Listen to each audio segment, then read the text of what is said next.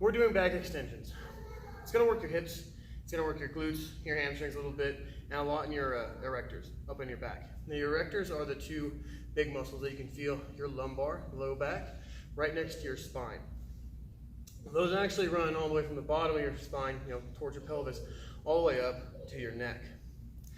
Typically, if somebody like throws out their back or like something hurts down there, a lot of times it's those two muscles that are kind of tight or spasming. But we will work those a lot when we're doing our back extensions. So I try and get those to fire just as much, if not more, than my hips and my glutes and my hamstrings when I'm doing these.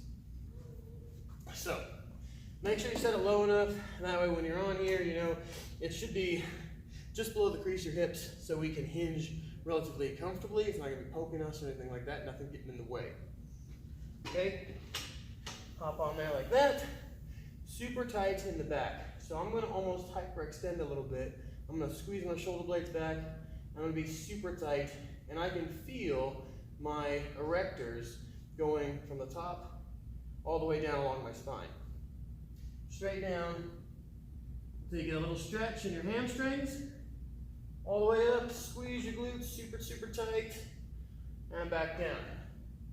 Now if you can't feel your back working really good, you can't feel your erectors, I'll get a small kettlebell or a small weight, like a 10-pound weight, anything that you can really grab a hold of, and just put a little bit of pressure on your hands.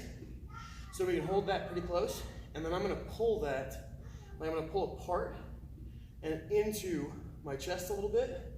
So then, when I'm going, right, I got this here, and I'm going to be pulling back, almost like a row.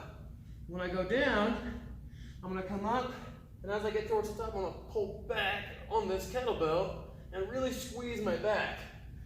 After you do a couple reps like that, it'll get your back going pretty good. You'll be able to feel it working, and it'll be a lot easier to keep those muscles engaged while you're moving through your reps.